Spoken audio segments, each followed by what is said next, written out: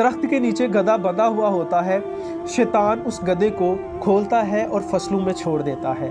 وہ گدھا کیا کرتا ہے کہ وہ کھڑی ہوئی فصلوں کو، چونکہ فصلیں ساری تیار ہوئی ہوتی ہیں، وہ گدھا ان ساری فصلوں کو تباہ کر دیتا ہے۔ یہ سارا معاملہ کسان کی بیوی دیکھ رہی ہوتی ہے، اس کو بہت غصہ آتا ہے اور وہ گدھے کو قتل کر دیتی ہے۔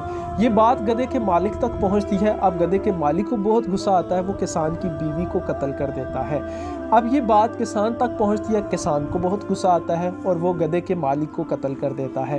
اب یہ ساری بات گدھے کے مالک کی بیوی تک پہنچتی ہے۔ وہ اپنے بیٹوں کو حکم دیتی ہے کہ کسان کا گھر جلا دیا جائے اور اس کو قتل کر دیا جائے۔ گدھے کے مالک کے بچے کیا کرتے ہیں کہ اس کسان کے گھر کو آگ لگا دیتے ہیں اور ان کو یہ ہوتا ہے کہ کسان بھی اندر جل کر کے تو مر گیا ہوگا، لیکن ایسا نہیں ہوتا۔ اگلے روز کسان کیا کرتا ہے کہ اس گدھے کے مالک کی جو بیوی ہوتی ہے اس کو بھی قتل کر دیتا ہے اور بعد میں توبہ کر لیتا ہے کہ یہ میں تو ایسا ہے ہی نہیں تھا، بلکہ یہ مجھ سے سارا کام شیطان نے کروایا۔ تو شیطان مسکراتا ہے اور کہتا ہے کہ میں نے تو جسٹ جو ہے وہ گدھا کھولا تھا، میں نے تو نہیں کہا تھا کہ آپ لوگ جو ہے وہ قتل و غارت کریں، میں نے تو نہیں تھا کہا کہ آپ لوگ جو ہے وہ ایک دوسرے کے ساتھ اس طرح شدید رد عمل ظاہر کریں، میں نے تو صرف گدھا چھوڑا تھا۔ آپ نے نہ صرف رد عمل بلکہ شدید رد عمل ظاہر کیا تھا۔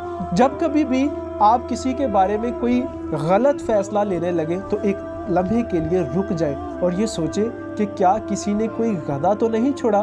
بالکل اسی طرح آپ دیکھ سکتے ہیں کہ ہمارے ٹی وی چینلز کے اوپر، ہمارے سوشل میڈیا کے اوپر بہت سارے لوگ جو ہے وہ ایک گدھا چھوڑنے کا ہی کام کرتے ہیں اور ہم اپنے نظریے کے بید جو ہے وہ چڑھ جاتے ہیں۔ ہم اپنی انا کے مسئلے میں آ کر کے تو ہم ایک دوسرے کو اناب شناب بولنے لگ پڑتے ہیں، ہم ایک دوسرے کے بارے میں اتنا غلط بولنا شروع کر دیتے ہیں کہ بعد میں ہم ایک دوسرے سے نظریں ملانے کے قابل بھی نہیں رہتے۔ تو لہٰذا ایک لمحے کے لیے اپنا رد عمل ظاہر کرنے سے پہلے جو ہے وہ رک جائیں اور یہ سوچیں کہ آیا کہ کسی شیطان کی طرح کسی نے گدھا تو نہیں چھوڑا، کیونکہ کسی مفکر نے کہا تھا ٹوٹنا آسان ہے، جڑے رہنا بہت ہی مشکل، لڑنا آسان ہے، درگزر کرنا بہت ہی مشکل۔ لہٰذا ایک لمحے کے لیے رک جائیں، یہ نہ ہو کہ کل کو آپ کو بھی پچھتانا پڑے۔ جزاک اللہ۔